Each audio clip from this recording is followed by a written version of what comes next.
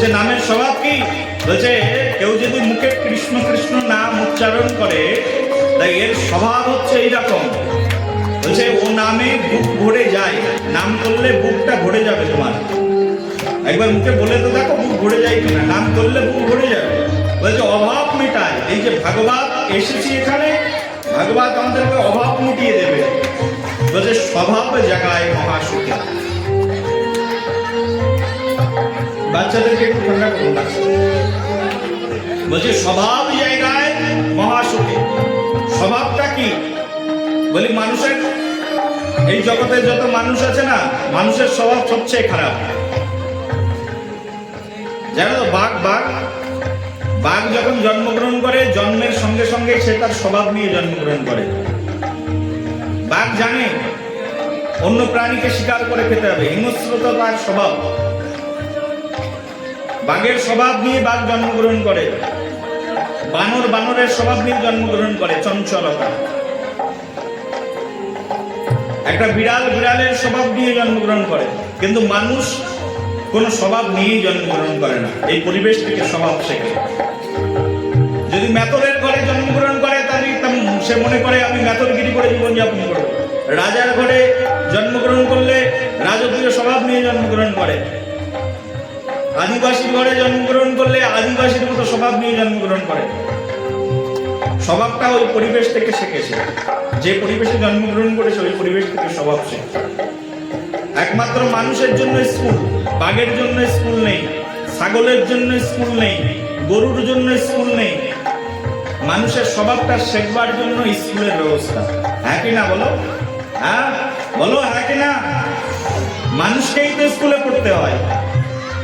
তোমার বাড়ির গরু, ছাগল, ঘোড়া, বিড়াল এগুলো স্কুলে যায় নাকি? ওরা ওদের স্বভাব নিয়েই জন্মগ্রহণ করে। সেই জন্য আমাদের আচার্যপাদ বলছেন, বলে নামে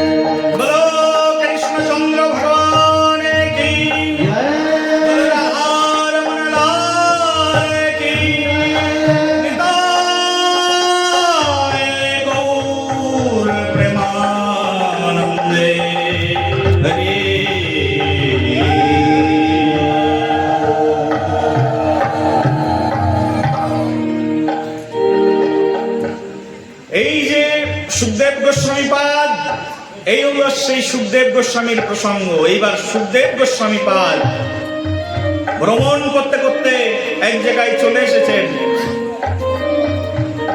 সেখানে এসে দেখেন একটা বিশাল সভা বসেছে, শুনলেন এক বিশাল সভা বসেছে, সাধু সন্তরা এসে উপনীত হয়েছেন, জঙ্গল থেকে সুখদেব গোস্বামী পাদ বেরিয়েছেন, শ্রবণ করলেন যে এই দেশের রাজা বড় সংকটে আছে।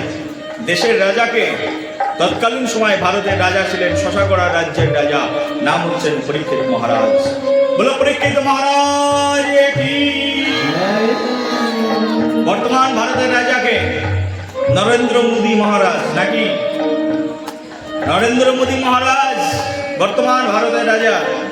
আর এখান থেকে ৫,৫০০ বছর পূর্বে তৎকালীন সময় শশাগড়া ভারতের রাজা, অখণ্ড ভারতের একজন রাজা ছিলেন, নাম হচ্ছেন পরীক্ষিত মহারাজ। এই পরীক্ষিত মহারাজ বৈষ্ণব রাজা ছিলেন। পূর্বকালের রাজা তো, এখনকার রাজনীতি আর তখনকার রাজনীতি অনেক পার্থক্য আছে। তখন রাজনীতি ছিল ভক্তিকে নিয়ে, আর এখন রাজনীতি হচ্ছে পকেট ভরা নিয়ে। প্রেম সে বলো। শুনতে খারাপ লাগলো নাকি? সত্য কথা অনেক সময় শুনতে খারাপ লাগে, কিন্তু তাও অনেক সময় সত্য কথা শুনতে হয় আমাদেরকে। তিতো খেতে কেমন লাগে? তিতো খেতে খুব খারাপ লাগে। প্রথমে তিতো খেতে খারাপ, কিন্তু খাওয়ার পরে কিন্তু কাজ হয়। সেই জন্য ভাগবতে এমন কিছু সত্য কথা আছে যা শুনলে কিছু কিছু মানুষের খারাপ লাগতে পারে, কিন্তু তারপরেও শুনতে হবে। শ্রবণের পরে মঙ্গল আছে। প্রেম সে বলো।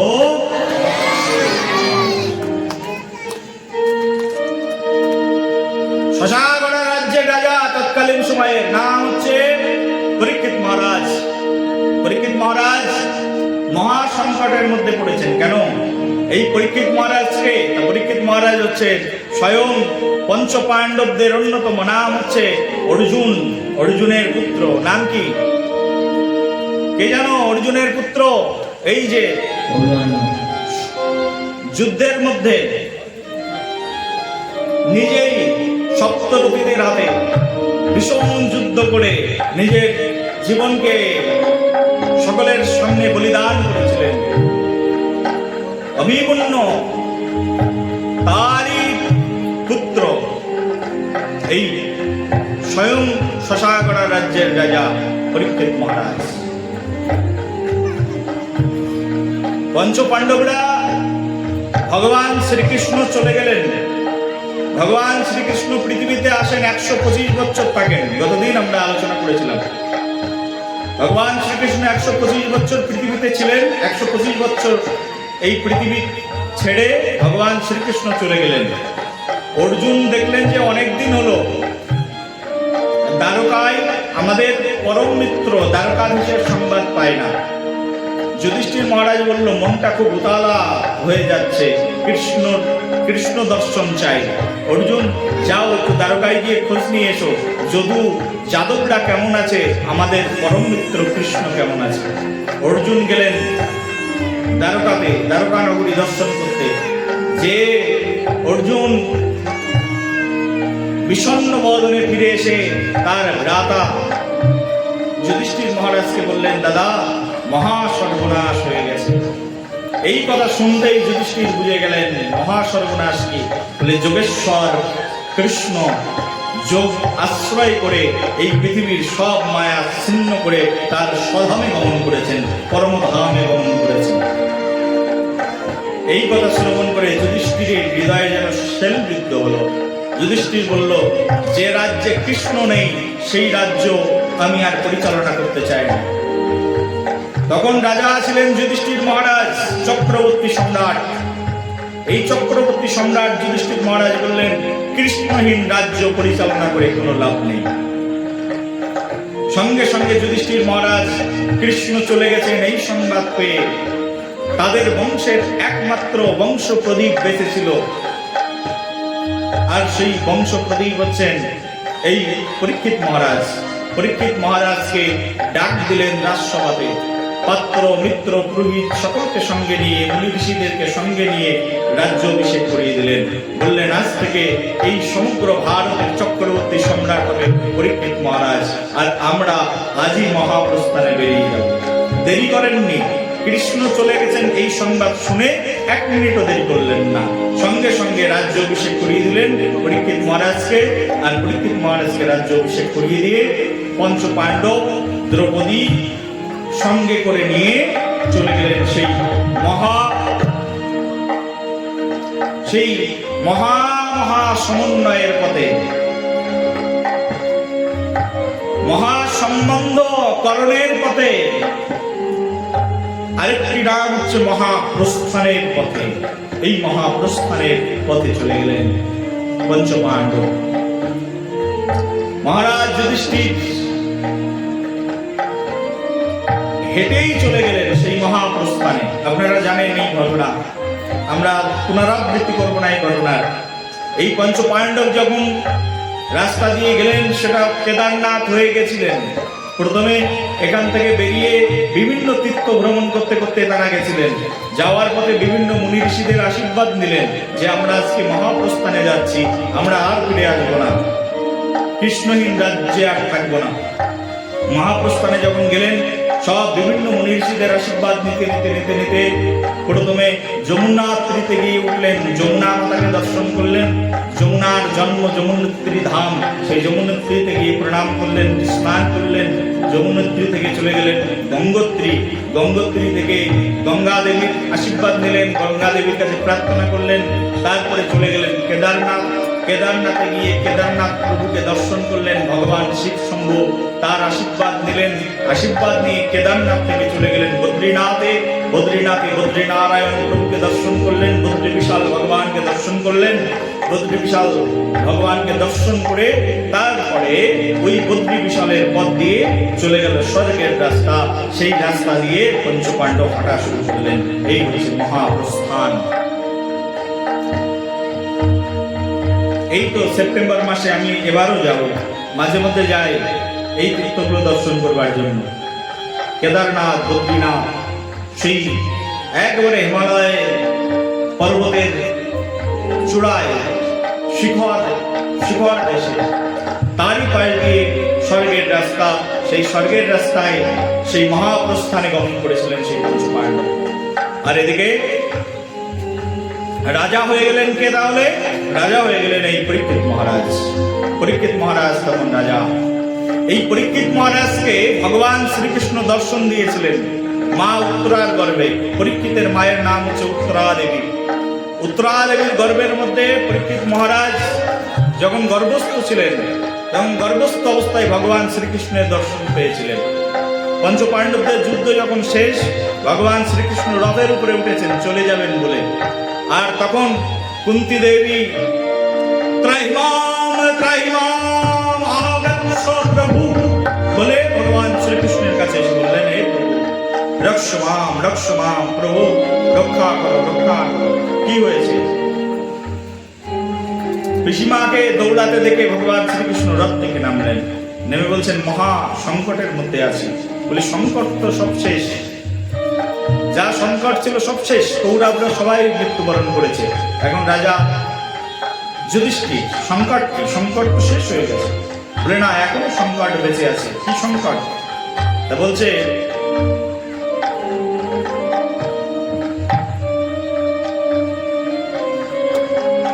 সংকটটি হচ্ছে এই যে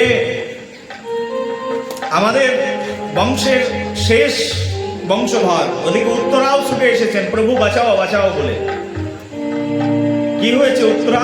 বলে, আমার গর্ভ জ্বলে যাচ্ছে। কেন? না, অশ্বত্থমা ব্রহ্মাস্ত্র নিক্ষেপ করেছে গুরুপুত্র। গুরুপুত্র বলে তাকে বাঁচিয়ে রেখেছিলেন। গুরুপুত্রকে হত্যা করতে নেই। গুরুদেব যতই দুষ্কর্ম করুক না কেন, গুরুদেব তো গুরুদেবই থাকেন। গুরুকে মনুষ্য জ্ঞান না করো কখনো। গুরু মনুষ্য জ্ঞান করবার মতো বস্তু নয়। আর গুরুপুত্র তিনি পরম পূজ্য। গুরুদেবের পরের স্থান গুরুপুত্রের। গুরুপুত্রকে হত্যা করতে নেই, বাঁচিয়ে রেখেছিলেন। দুষ্কর্মের সঙ্গে যুক্ত ছিলেন গুরুপুত্র। তিনি ভাবলেন যে আমি পাণ্ডবদের শেষ বংশধরকে নষ্ট করে দেব। কলিযুগ চলে এসছেন, তো গুরুপুত্ররা এরকমই হবে। এই কারণে কলিযুগে কুলগুরুর কাছ থেকে দীক্ষা নেওয়া নিষেধ। প্রেম সে বলো, প্রেম সে বলো। কারণ গুরুর পুত্র গুরু হতে পারবে না কলিযুগে। গুরুদেব ভালো লোক ছিল, কিন্তু গুরুদেবের পুত্র তিনি তো ভালো নাও হতে পারেন। সেই জন্য কলিযুগে গুরুদেব বেছে চিনে জেনে শুনে গুরুদেব বরণ করতে হয়। যে কোনো গুরুর কাছে গেলে কলিযুগে কিন্তু ফেসে যাবে। প্রেম সে বলো, কলিযুগে গুরু বরণ করবার জন্য 10 বার ভাববে। যাকে তাকে গুরু বরণ করলে সমস্যা, সেই গুরু হতে পারে। যে গুরুকে, যে কলিযুগে গুরু সেই যেই কৃষ্ণ তত্ত্ববেত্তা সেই গুরু হয়। কলিযুগের গুরুর ডেফিনেশনে বলছে গুরুদেব হতে গেলে তাকে কৃষ্ণ তত্ত্ববেত্তা হতে হবে, গুরুদেবকে কৃষ্ণ ভক্ত হতে হবে, গুরুদেবকে গুরু পরম্পরা ধারায় থাকতে হবে, গুরুদেবকে গুরু প্রণালীর অধিকারী হতে হবে, গুরুদেবকে কৃষ্ণ মন্ত্রে দীক্ষিত হতে হবে,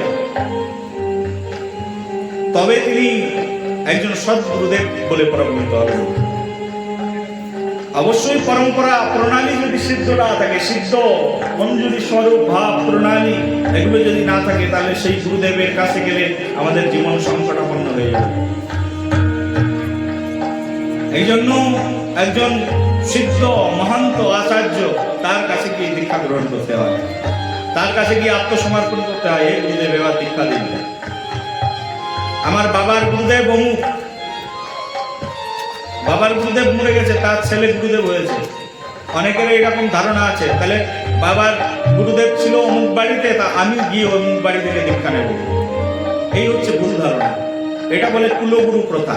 গুরুর ছেলে গুরু হতে পারে না, ডাক্তারের ছেলে ডাক্তার হতে পারে না। কেউ এমবিবিএস ডাক্তারি পড়ে ডাক্তার হয়, তার ছেলে যদি মনে করে আমিও ডাক্তার হয়ে যাবো এমবিবিএস না পড়ে, তাহলে ডাক্তার হতে পারবে? কুলগুরুর ছেলে সে যদি ভগবানের ভক্ত না হয়, তাহলে সে কি করে গুরু হয়? এই কারণে আমাদের এই সূত্র ধরে এই কলিযুগের মধ্যে এই গুরু নিয়ে সমস্যা রয়েছে। সেই জন্য যাকে তাকে গুরু বরণ করতে হয় না। বলে গুরু বরণ করবে কোথায়? যে গুরু বরণ করবে বৈষ্ণব গুরু। গুরুদেব যদি বৈষ্ণব না হয় কলিযুগে, তাও সমস্যা আছে। কারণ কি? বলি গুরুদেবকে কি ব্রাহ্মণ হতে হবে? বলে গুরুদেব ব্রাহ্মণ না হলেও চলবে, কিন্তু বৈষ্ণব হতে হবে গুরুদেবকে। এই জগতে সবচেয়ে প্রণম্য সর্বশ্রেষ্ঠ হচ্ছে ব্রাহ্মণ। আমাদের বৈদিক শাস্ত্রে বর্ণনা করা আছে ব্রাহ্মণ সর্বশ্রেষ্ঠ। কিন্তু কলিযুগে ব্রাহ্মণের ব্রাহ্মণ্য গুণ থাকবে না। এই কারণে কলিযুগে বৈষ্ণব গুরুর কাছ থেকে দীক্ষা গ্রহণ করতে হবে। কিন্তু পূর্বকালে দীক্ষা গ্রহণ করবার জন্য ব্রাহ্মণের কাছেই যেতে হতো, কারণ ব্রাহ্মণরাই ছিলেন যোগ্য যাজন পূজন পঠনের অধিকারী। কিন্তু কলিযুগে ব্রাহ্মণদের ব্রাহ্মণ্য গুণ থাকবেন না। এই কারণে ব্রাহ্মণ যদি বৈষ্ণব হয়ে যায়, তাহলে তিনি সর্বশ্রেষ্ঠ হয়। এই ব্রাহ্মণ বৈষ্ণবের কাছ থেকে দীক্ষা নিলে সেটা সর্বশ্রেষ্ঠ বলে পরিগণিত হয়। অথবা শূদ্রকুলে, কেউ শূদ্রকুলে জন্মগ্রহণ করেছে, সেও যদি বৈষ্ণব হয়, হচ্ছে সেও পূজ্য, সে সকলের পূজ্য। বৈষ্ণব হলেই বৈষ্ণব পূজ্য হয়ে যায়। সেই জন্য বৈষ্ণব গুরুর কাছে সে দীক্ষা গ্রহণ করা উচিত আমাদের, না হলে জীবনে চরম ভাবে ঠকে যাবে। আমাদের এই ভক্তি জগতের সূচনা হয় ভক্তি রসামৃত সিন্ধু গ্রন্থের মধ্যে।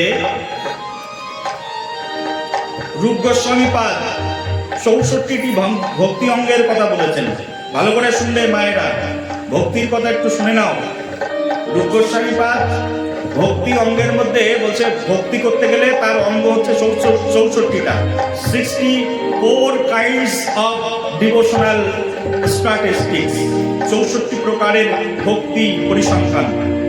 তার মধ্যে এই 64 প্রকারের ভক্তি অঙ্গের মধ্যে বলছে প্রথম 10টি হচ্ছে ভক্তি অঙ্গের প্রাথমিক বিধি, আর পরের 10টি হচ্ছে ভক্তি অঙ্গের মাধ্যমিক বিধি, আর 34টি হচ্ছে ভক্তি অঙ্গের বিশেষ বিধি।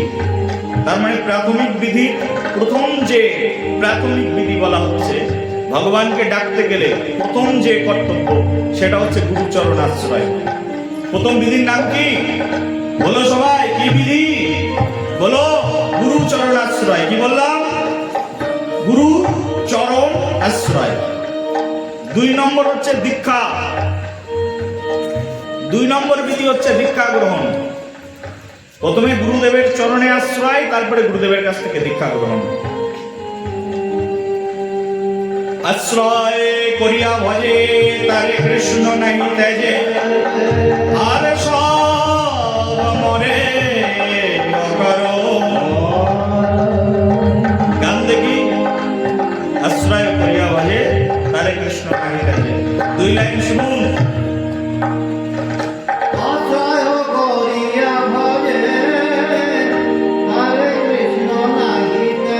বলো, আশ্রয় করিয়া ভজে তারে কৃষ্ণ নাহি তেজে।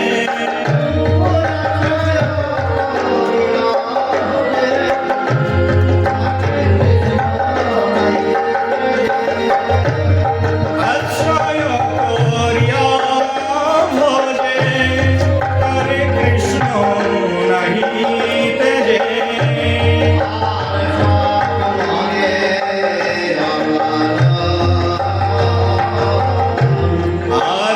সব মরে আর সব মরে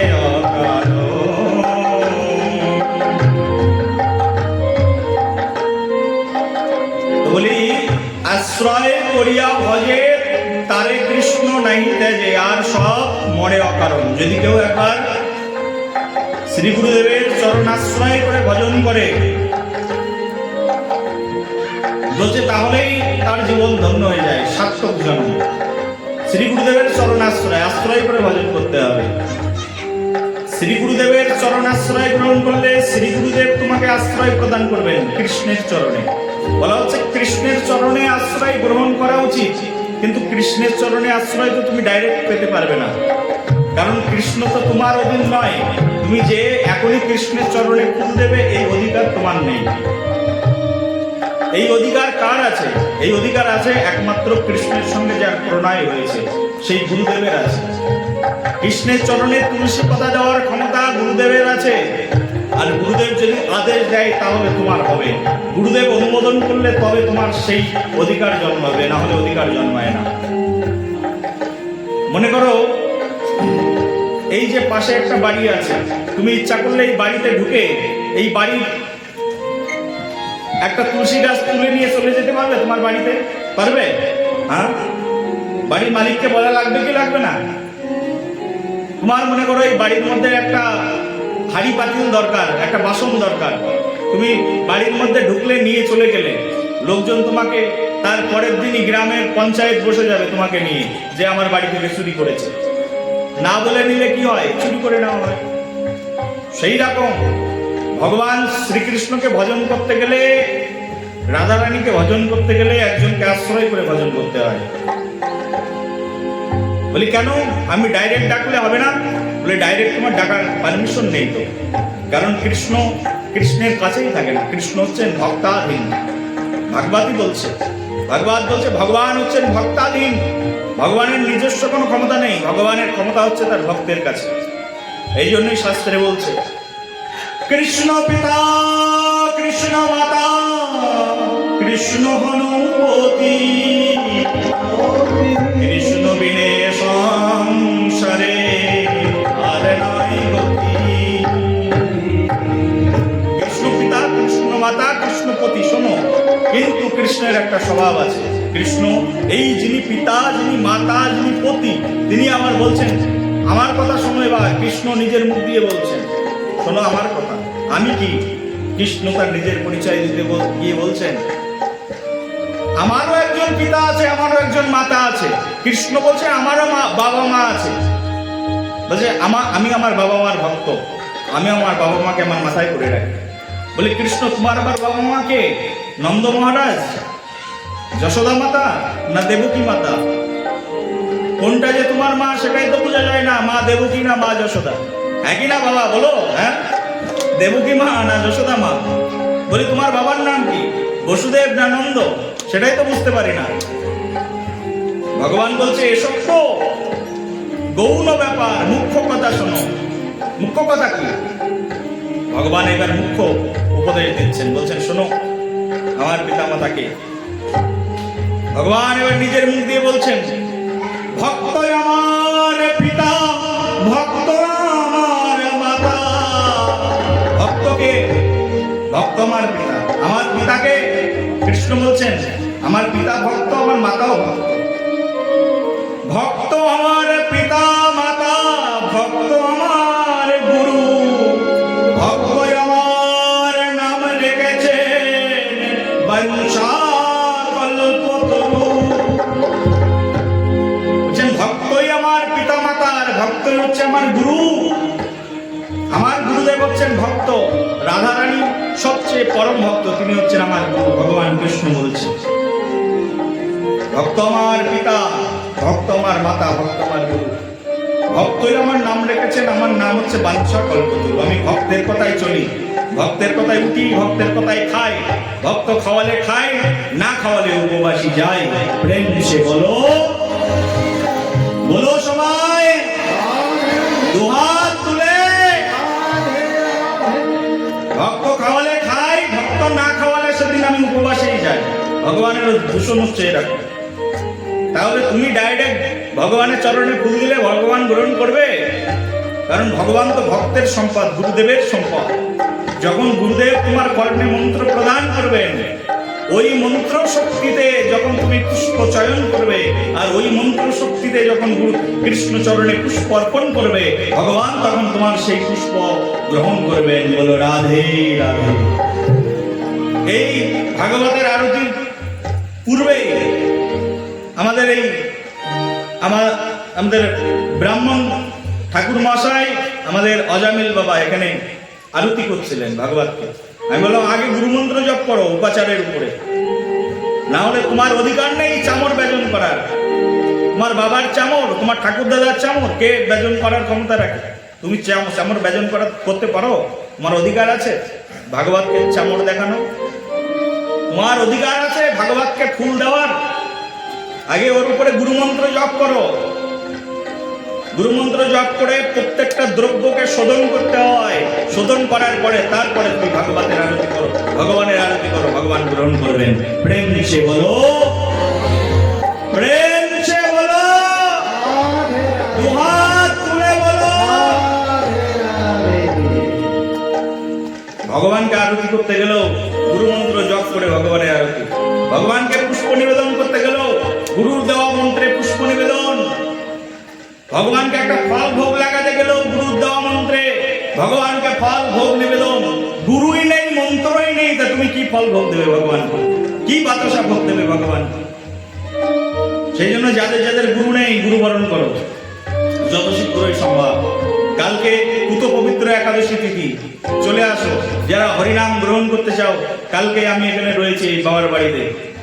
না খেয়ে নতুন বস্ত্র পরে চলে আসো, হরিনাম মন্ত্র গ্রহণ করো, হাত শুদ্ধি করো, দীক্ষা গ্রহণ করো, জীবনকে কৃষ্ণ ভাবনাময় করো। পুত পবিত্র মহেন্দ্র তিথি, কালকের একাদশী তিথি, ব্রত পালন করো সবাই। একাদশী ব্রত পালন না করবে জীবন ব্যর্থ চলে যাবে। যারা একাদশী ব্রত পালন করে, সকল ব্রতের মধ্যে শ্রেষ্ঠ ব্রত একাদশী ব্রত। আগামীকালই একাদশী ব্রত, সবার পালন করা উচিত একাদশী ব্রত। অনেকের গ্রামের মধ্যে এরকম ধারণা আছে একাদশী ব্রত পালন করতে গেলে বাবা মা মরতে হবে, শতবারা একাদশী করতে পারবে না। এরকম কোনো বিষয় নেই। একদম পুরো 8 বছর থেকে শুরু করে 80 বছর পর্যন্ত সবাইকে একাদশী ব্রত পালন করতে হবে। 8 বছর থেকে 80 বছর পর্যন্ত সবাইকে একাদশী ব্রত পালন করতে হয়। একাদশী ব্রত পালন না করলে তার কোনো ভজনই হয় না। কলিযুগের এটাই ভজন, একাদশী ব্রত পালন। কেউ কেউ বলবে বাবা আমার গুরুদেব নিষেধ করেছে, ছেড়ে দাও। যে গুরুদেব বলেছে একাদশী ব্রত পালন করা লাগবে না, সেই গুরুদেবকে কালকেই ছেড়ে দাও। গুরুদেব যদি একাদশী ব্রত পালন করতে নিষেধ করে তোমাকে, সে গুরুদেবই নয়। গুরুদেবের কাজ হচ্ছে গুরুদেব তার শিষ্যকে কৃষ্ণের সঙ্গে যুক্ত রাখবে। গুরুদেব যদি ভক্তকে, তার শিষ্যকে কৃষ্ণের সঙ্গে যুক্ত না রাখে, তাহলে সেই গুরুদেব শুক্রাচার্যের মতো গুরুদেব, অসুর গুরুদেব বলে প্রমাণিত হয়ে যাবে। প্রেম সে বলো, প্রেম সে বলো। আমি বলছি না সে তোমার গুরুদেব নয়, গুরুদেব কিন্তু অসুর গুরুদেব। অসুরদেরও তো গুরুদেব আছে যারা কৃষ্ণ ভজন করতে নিষেধ করে। সেই যথার্থ গুরু, সেই যিনি কৃষ্ণ ভজনে তার শিষ্যকে নিরন্তর যুক্ত রাখেন, সেই যথার্থ পিতা যিনি তার সন্তানকে কৃষ্ণ ভজনের শিক্ষা দেয়, সেই পিতা পিতা, সেই মাতা মাতা, কৃষ্ণের চরণে যেই প্রেম ভক্তি দাতা, সেই প্রকৃত পিতা, সেই প্রকৃত মাতা যিনি কৃষ্ণের চরণে ভক্তি দান। সেই জন্য শুধু ভক্তগণ সাবধান, সবাই মিলে ভজন করো, বিচার করো। চৈতন্য চরিতামৃতে বলছে, বিচার করিলে চিত্তে পাবে চমৎকার। বিচার করো, হৃদয়টা চমৎকারিত হয়ে উঠবে। কৃষ্ণের অশেষ গুণ, বিশেষ গুণ, কৃষ্ণ ভজনের অনেক উপকারিতা একবার তো করে দেখো। ভাগবত চলছে আর কালকে একাদশী, পরম পুণ্য। কালকে কেউ একাদশী মিস করবে না। একাদশী ব্রত পালন করবার জন্য নিয়ম হচ্ছে কোনো কিছু করা লাগবে না, ভীম একাদশী থেকে একাদশী ধরা লাগবে না, কালকে একাদশী ব্রত পালন করবে। কারণ সাধু গুরু বৈষ্ণব এসেছেন, বৃন্দাবন বসে গেছে, আর বৃন্দাবনে কালকে একাদশী ব্রত পালন করে। একাদশী ব্রত পালন করা খুবই সহজ ব্যাপার। 3 প্রকারের একাদশী আছে। প্রথমটি হচ্ছে কনিষ্ঠ একাদশী, তারপরে এটি হচ্ছে মধ্যম একাদশী, তারপরে এটি হচ্ছে উত্তম একাদশী। মায়েরা বুঝতে পারলে? বুঝতে পারলে একবার বলো, বলো সবাই। বুঝতে পারলে বলো রাধে রাধে, না বুঝতে পারলে বলো রাধে রাধে। যত মানুষ এখানে আছো কালকে একাদশী করবে।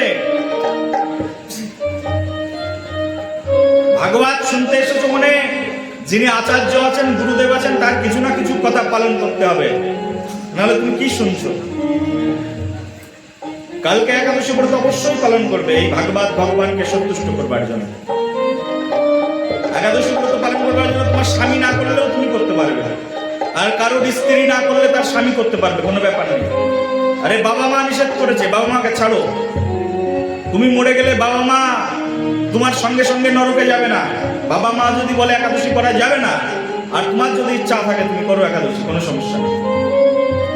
কেউ প্রশ্ন করতে পারে, তাহলে কি আপনি কলকাতা থেকে এসে আমাদেরকে পিতৃদ্রোহী বানাচ্ছেন? না, তোমাদেরকে কৃষ্ণ ভক্ত বানাচ্ছি। প্রেম দিশে বলো, বলো সবাই।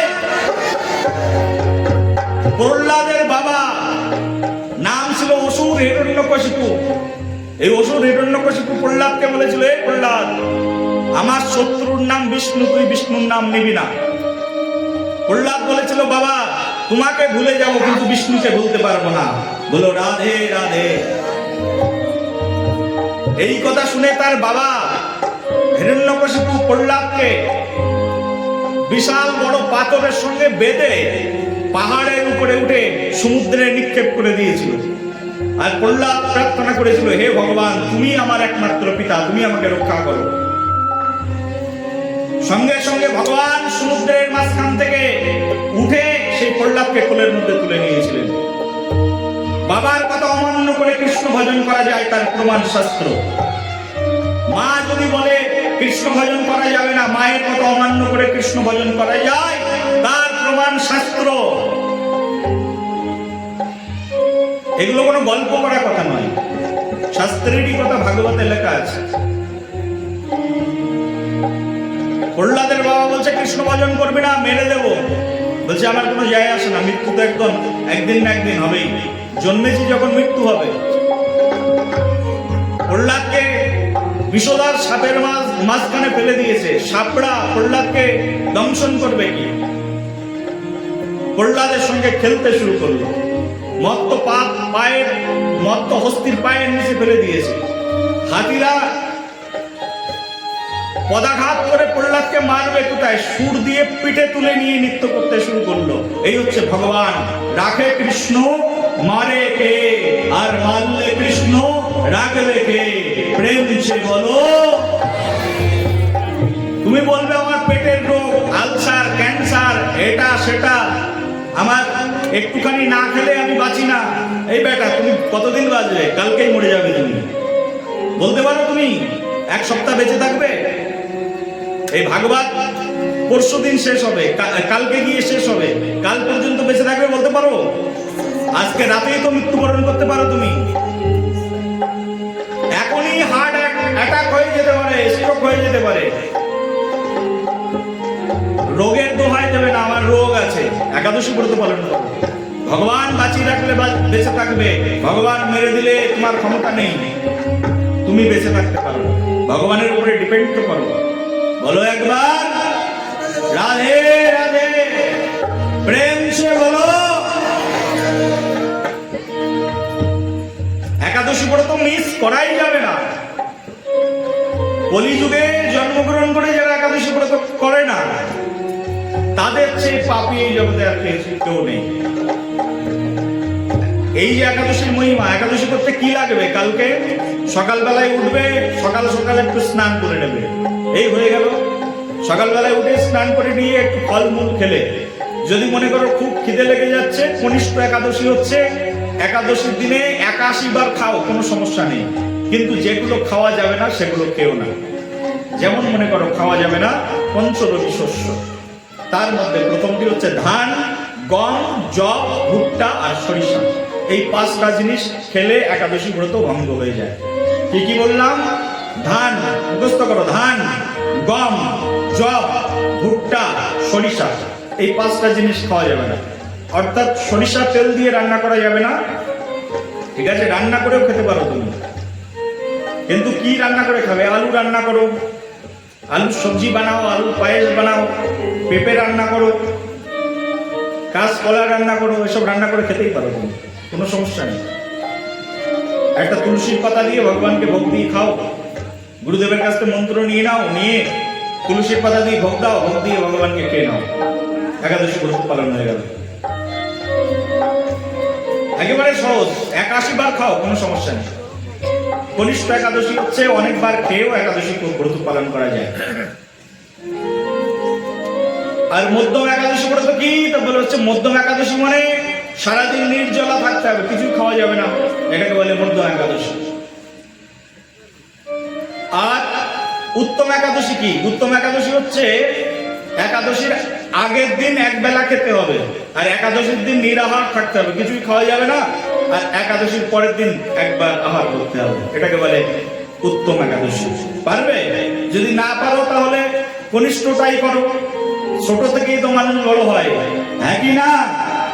ছোট থেকেই তো মানুষ বড় হয়। বলো রাধে রাধে, প্রেম সে বলো, দুহাত উঁচু করে বলো রাধে রাধে।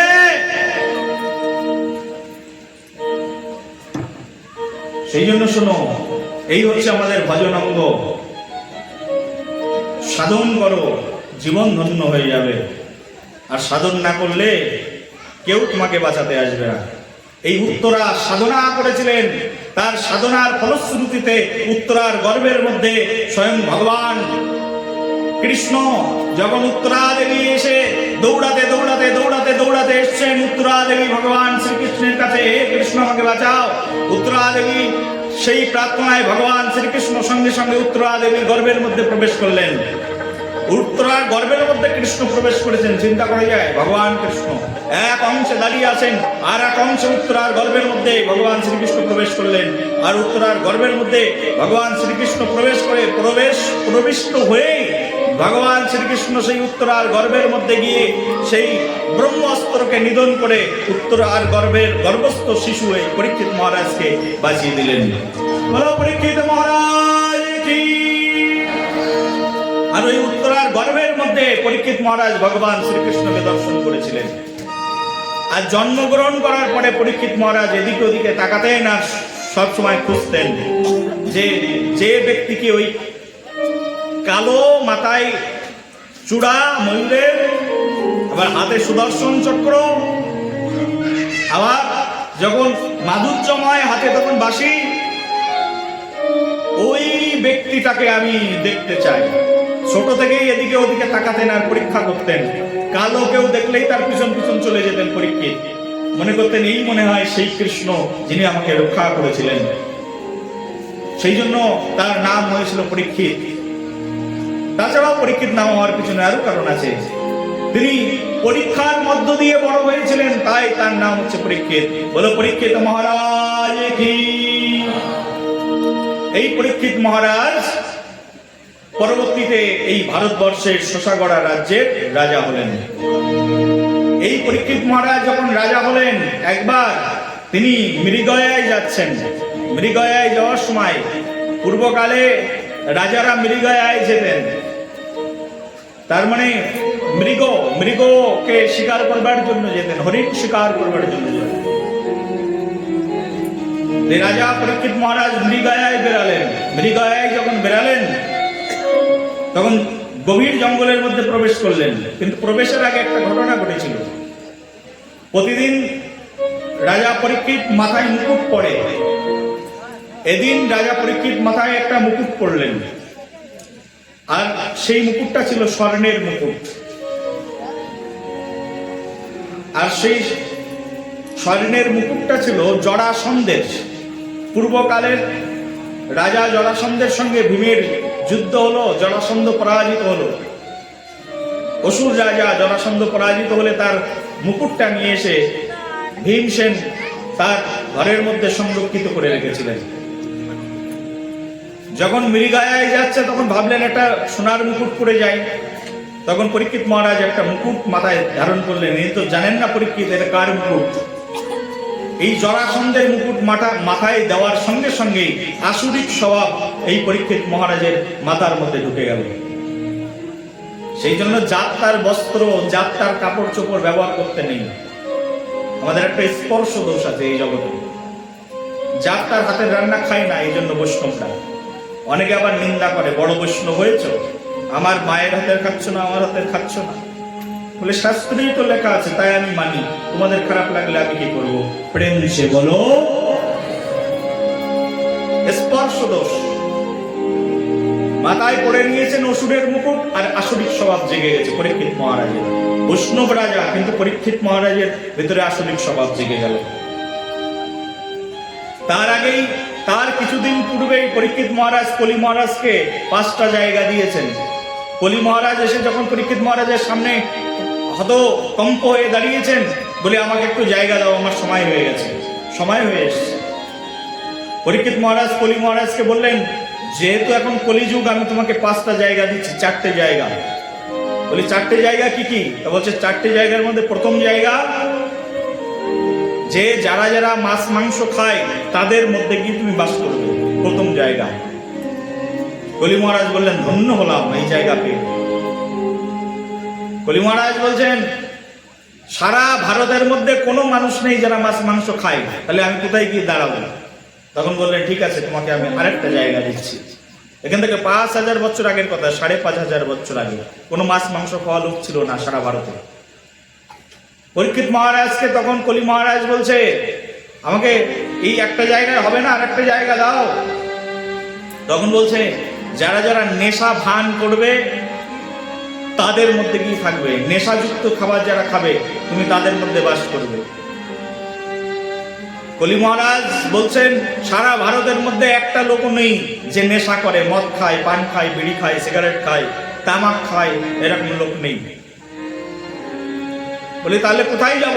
পরীক্ষিত মহারাজ এইরকম রাজা ছিলেন, তার রাজ্যে কোনো অনাচার ছিল না। আরেকটা জায়গা দিন।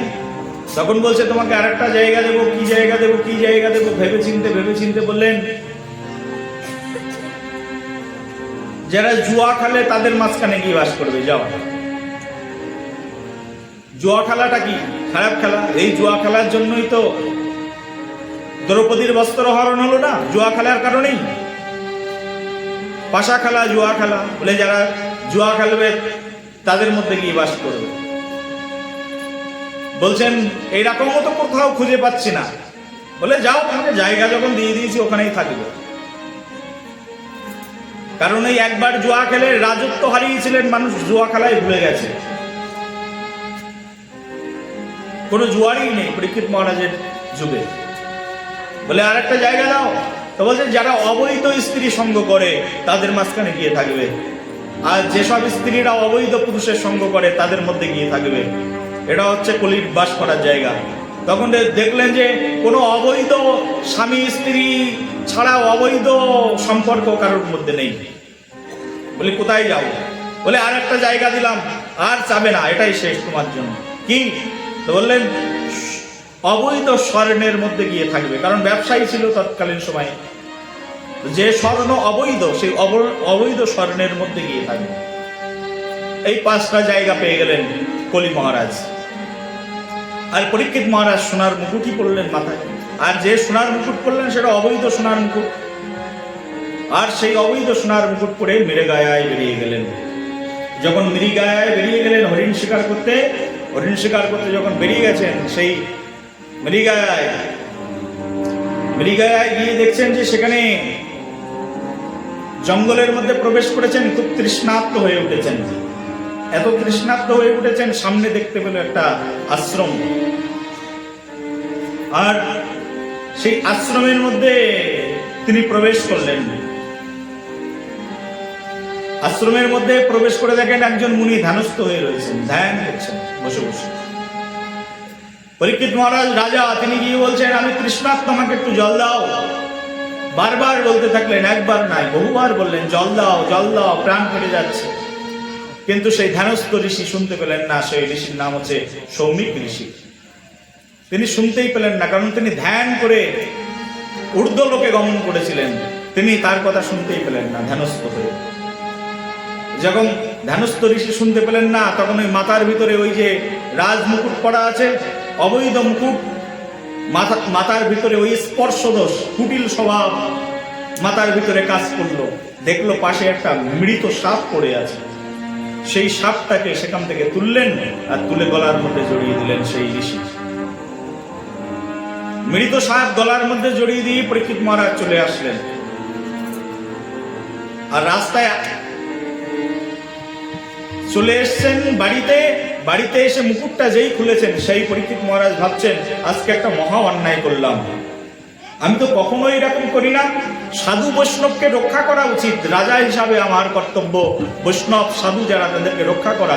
আর সেই আমার নিজের জলের জন্য আমি সেই সাধুর গলায় মৃত সর্প ঝুলিয়ে আসলাম। মুকুট খোলার পরে তার মনে পড়েছে যে আমি অপরাধ করেছি। এই অপরাধ বোধে অনুশোচনা করতে থাকলেন পরীক্ষিত মহারাজ। আর এই সংবাদ শুনতে পেলেন তার পুত্র শৃঙ্গী ঋষি জলের মধ্যে স্নান করছিলেন, বাচ্চাদের সঙ্গে খেলছিলেন। ব্রাহ্মণ পুত্র তো, পূর্বকালের ব্রাহ্মণদের খুব ক্ষমতা ছিল, খুব শক্তি ছিল। শৃঙ্গী ঋষি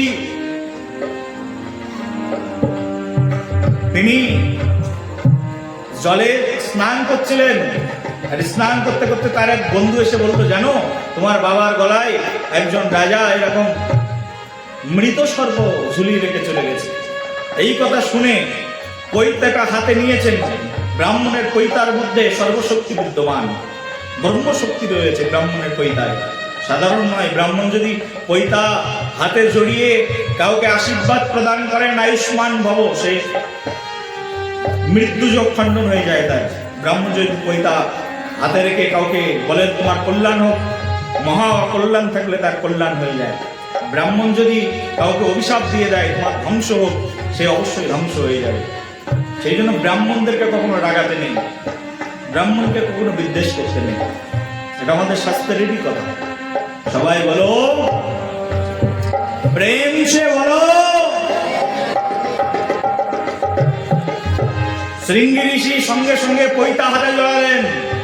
এত বড় সাহস আমার পিতার গলায় মৃত সর্প ঝোলানো। হাতে পৈতা জড়িয়ে সঙ্গে সঙ্গে জল তুললেন, জল তর্পণ করে দিয়ে বললেন, হে জলদেবতা, তোমাকে সাক্ষী রেখে আমি ব্রহ্ম শাপ দিলাম, ব্রাহ্মণ হয়ে অভিশাপ দিলাম। যে ব্যক্তি আমার পিতার গলায় মৃত সর্প ঝুলিয়ে রাখলো, তার 7 দিনের মধ্যেই সর্বদর্শনে তার মৃত্যু হয়ে যাবে, তক্ষক সর্বদর্শনে। এই যে তাকে অভিসম্পাদ প্রদান করে দিলেন। ফিরে এসে বাবার গলার মৃত সর্পকে তিনি নিজেই হাত দিয়ে সরালেন। ওদিকে সৌমিক ঋষি ধ্যান ভাঙতেই শ্রবণ করলেন যে তার ছেলে পরীক্ষিত মহারাজকে অভিশাপ দিয়ে দিয়েছেন। সঙ্গে সঙ্গে সৌমিক ঋষি লোক পাঠালেন, যাও যাও শিগগিরই রাজাকে গিয়ে বলে এসো যে সে ব্রহ্মশাপগ্রস্ত হয়েছে। পরীক্ষিত মহারাজ শুনলেন যে তিনি ব্রহ্মশাপগ্রস্ত হয়েছেন। পরীক্ষিত মহারাজ সঙ্গে সঙ্গে যখনই শুনলেন যে ব্রাহ্মণ তাকে অভিশাপ দিয়েছে 7 দিনের মধ্যে মৃত্যু হয়ে যাবে, কেউ খণ্ডন করতে পারবে না। ব্রাহ্মণের বাক্য খণ্ডন হয় না কখনো কোনো দিনের জন্য। পূর্বকালের ব্রাহ্মণ এত তেজস্বী ছিলেন। এই কথা শ্রবণ করে সেই পরীক্ষিত মহারাজ যখন শুনলেন তিনি অভিশাপগ্রস্ত হয়েছেন, 7 দিনের মধ্যে মৃত্যু হবে, তখন পরীক্ষিত মহারাজ সঙ্গে সঙ্গে তার পুত্র জন্মেঞ্জয়কে রাজ্যভার দিয়ে দিলেন, অভিষেক করে দিলেন, আজ থেকে তুমি রাজা আর আমি এই রাজ্য পরিত্যাগ করলাম। রাজ্য পরিত্যাগ করে তিনি প্রায় উপবাসনে চলে গেলেন।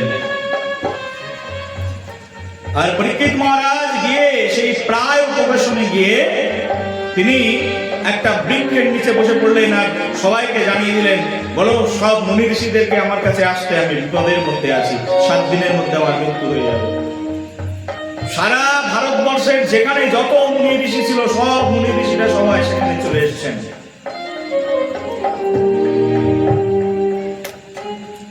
আর সেই মুনি ঋষিরা সবাই সেখানে এসে যখন পরীক্ষিত মহারাজের কাছে বসেছেন, পরীক্ষিত মহারাজ তখন তাদেরকে বলছেন, আমাকে উপদেশ দিন, আমার 7 দিন পরমায়ু আছে, 7 দিন আমার কি করা উচিত? আমি জানলাম আমার 7 দিনের মধ্যে মৃত্যু হবে, কি করব আমি? পরীক্ষিত মহারাজ জানতেন 7 দিনের মধ্যে মৃত্যু হয়ে যাবে তার। আপনারা কি কেউ জানেন আপনারা কয়দিন বাঁচবেন? 7 দিন বাঁচবেন কি 14 দিন বাঁচবেন? কেউ বলতে পারবেন? কালকের সকালের সোনালী সূর্য দেখতে পাবেন কিনা আপনি বলতে পারবেন? কিন্তু পরীক্ষিত মহারাজ জানতেন আমার 7 দিন আয়ু আছে। সব মুনি ঋষিদেরকে ডাকলেন, মুনি ঋষিরা বললেন, কি করবে তুমি 7 দিনের মধ্যে? কেউ বললেন যজ্ঞ করো, কেউ বললেন অর্চন করো, কেউ বললেন পুজো করো, কিন্তু 7 দিনের মধ্যে কোনো কিছু করা সম্ভব নয়। এত অল্প সময়ে না অশ্বমেধ যজ্ঞ করা যাবে, না গোমেধ যজ্ঞ করা যাবে, না অর্চন করা যাবে, না ধ্যান করা যাবে, কিছুই করা যাবে না। সবাই চিন্তিত হয়ে গেলেন মুনি ঋষিরা। দেওয়াল যাজ্ঞবল্ক্য আদি মহামহামুনিরা সেখানে এসেছিলেন। সবাই কোনো সিদ্ধান্তই নিতে পারলেন না। তখন সবাই অপেক্ষা করছিলেন একজন মহামুনি আসুক। দেখতে দেখতেই সেখানে চলে আসলেন সুখদেব গোস্বামী পাদ। বলো সুখদেব গোস্বামী পাদ কি? সেখানে সেই সুখদেব গোস্বামী পাদ চলে আসলেন। সুখদেব গোস্বামী পাদ আসতেই সবাই উঠে দাঁড়িয়ে প্রণাম নিবেদন করলেন। 16 বছরের যুবক সবাই উঠে প্রণাম করলেন সুখদেব গোস্বামী পাদকে। সব বুড়ো বুড়ো ঋষিরা প্রণাম করলেন সুখদেব গোস্বামীকে। যুবক হলে কি হবে? তত্ত্বে সবার উপরে। বয়সে কম হলে কি হবে? পরমার্থে সবার চেয়ে উপরে। সুখদেব গোস্বামী পাদকে প্রণাম করলেন সবাই মিলে। তখন সুখদেব গোস্বামী পাদকে সবাই মিলে বললেন, আপনি শ্রেষ্ঠ আসনে বসুন আর আমাদেরকে উপদেশ দিন, 7 দিনের মধ্যে কি করা উচিত মহারাজের। সুখদেব গোস্বামী পাদকে একটা কুশের আসনের উপরে বসানো হলো, ব্যাস আসনে উপরে একটা মাটির পিণ্ড বানানো, সেই বৃক্ষের নিচে তার উপরে সুখদেব গোস্বামী পাদ বসলেন। এটার নাম হলো ব্যাসপীঠ। এই যে আমরা বসেছি ব্যাসপীঠ। আর তার চরণের সামনে পরীক্ষিত মহারাজ গিয়ে হাত জোর করে বসলেন। শশাগড়া রাজ্যের রাজা হাত জোর করে গিয়ে বসলেন। বসে পরীক্ষিত মহারাজ সুখদেব গোস্বামী পাদকে বলছেন, দেখুন আমরা শ্লোক বলছি না, শ্লোক বললে অনেক দীর্ঘায়িত হয়ে যাবে, এক একটা শ্লোকের অনেক মানে। পরীক্ষিত মহারাজ সেই সুখদেব গোস্বামী পাদকে বলছেন, যৎসরে তব্রপম তৎসম জপম চক্রতপম নিরিবি প্রভা স্মরতব্য তর্জনয়ম বা গৃহী যদ্দা বিপর্যয়াম। সুখদেব গোস্বামী পাদ তার চরণে পরীক্ষিত মহারাজ নিবেদন করলেন, হে প্রভু,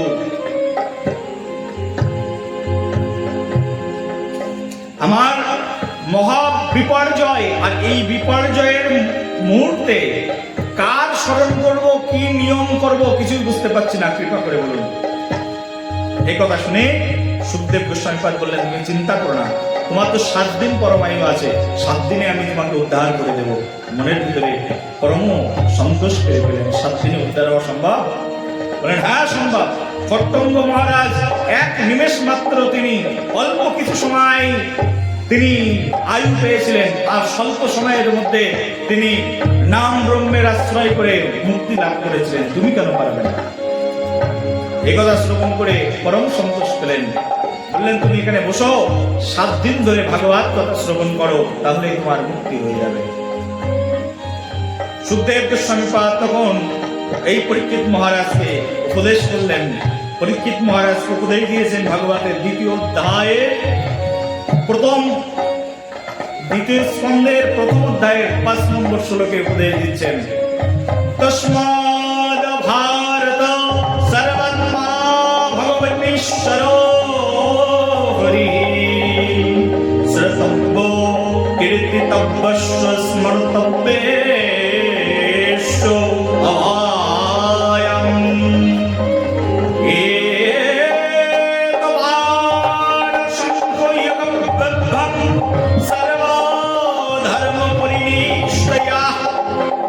জন্মলাভ করো পুংসমান্তে নারায়ণ স্মৃতি।